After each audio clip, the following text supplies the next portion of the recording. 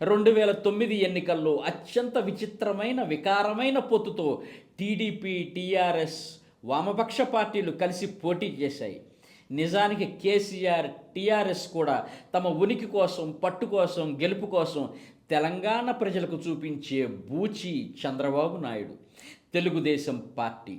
కానీ ఉద్యమ స్ఫూర్తి, పోరాట భావజాలం వంటి కబుర్లన్నీ అమాయక ప్రజల్ని మభ్యపెట్టడానికి, తమ రాజకీయ లాలూచీకి మేకప్లే తప్ప చిత్తశుద్ధి ఏమాత్రం లేదనేది సుస్పష్టం. ఇక 2009 ఎన్నికల్లో ఈ కూటమి బహుశా మెజారిటీ సాధించకపోయినా కాంగ్రెస్తో సమానమైన సీట్లు సాధించి ఉండేదేమో. కానీ ఆంధ్రప్రదేశ్ చరిత్రలోని అతిపెద్ద లాలూచి తెర వెనుక జరిగి ప్రజారాజ్యం పేరుతో ప్రజల ముందుకొచ్చింది. బహుశా అటువంటి ఒక లాలూచి రాజకీయంలో తాను ఒక పావునని పీఆర్పీ స్థాపకుడు చిరంజీవికి తెలిసి ఉండకపోవచ్చు. 16.32% ప్రతిపక్షం అంటే మహాకూటమి ఓట్లు చీల్చి బొటాబొటి మెజార్టీతో వైఎస్ రాజశేఖర రెడ్డి మరోసారి ముఖ్యమంత్రి కావడానికి తన వంతు పాత్ర పోషించింది చిరంజీవి ప్రజారాజ్యం. 2009లో హెలికాప్టర్ ప్రమాదంలో వైఎస్ దుర్మరణం పాలయ్యాక ఒక్కసారిగా కేసీఆర్లో సమరోత్సాహం పెల్లుబికింది. టీఆర్ఎస్ ఉద్యమ క్షేత్రంలో కాలు దువ్వింది. మరి వైఎస్ అధికారంలో ఉన్న 3 సంవత్సరాల నిశ్శబ్దాన్ని ఏమనాలి? అలాగే వచ్చిన పని అయిపోయినట్టుగా కాంగ్రెస్ నేతల పంచెలు ఊడగొడతానన్న పీఆర్పీ 3 ఏళ్లకే అంటే 2011లో దుకాణం కట్టేసి అదే కాంగ్రెస్ పార్టీలో విలీనం కావటం విషాదం కాదు, లాలూచీనే. ఈ లాలూచీ రాజకీయాలు తారాస్థాయికి చేరుకుంది మాత్రం ఆంధ్రప్రదేశ్ 2 రాష్ట్రాలుగా విడిపోయాక మాత్రమే.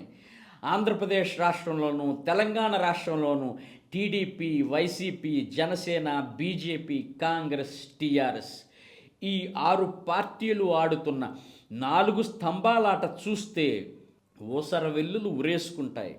లాలూచి అనే మాట చిన్నబోతుంది. 2014 నుంచి తెలంగాణ, ఆంధ్రప్రదేశ్ రాష్ట్రాల్లో ఈ భయంకరమైన అనైతిక చీకటి రాజకీయ భాగవతం ఆయా పార్టీల్లో నిబద్ధత, అంకిత భావం కలిగిన కార్యకర్తలకు పీడకల లాంటిది. ఈ క్రమంలో మొదట 2 తెలుగు రాష్ట్రాల్లోనూ దెబ్బతింది కాంగ్రెస్ పార్టీ. 2013 చివరిలో తెలంగాణ రాష్ట్ర ఉద్యమం ఉధృతంగా సాగుతున్న సమయంలో కేసీఆర్ తన కుటుంబ సమేతంగా ఢిల్లీలో సోనియా గాంధీని కలిసి తన పార్టీని కాంగ్రెస్ పార్టీలో విలీనం చేస్తానని ప్రకటించారు. 2014 ఫిబ్రవరి 18 లోక్సభలోను, 20న రాజ్యసభలోనూ తెలంగాణ బిల్లు పాస్ అయింది. 2014లో తెలంగాణ అసెంబ్లీ ఎన్నికలకు ముందు కేసీఆర్ కాంగ్రెస్తో కలిసే ప్రసక్తే లేదంటూ తనదైన శైలిలో ఝలకిచ్చారు. దాంతో రాష్ట్ర విభజన చేసినందుకు అటు ఆంధ్రప్రదేశ్లో అడ్రస్ లేకుండా పోయింది. తెలంగాణ కల సాకారం చేసినప్పటికీ తెలంగాణలో దిక్కుచోత్తని పరిస్థితుల్లో పడిపోయింది కాంగ్రెస్.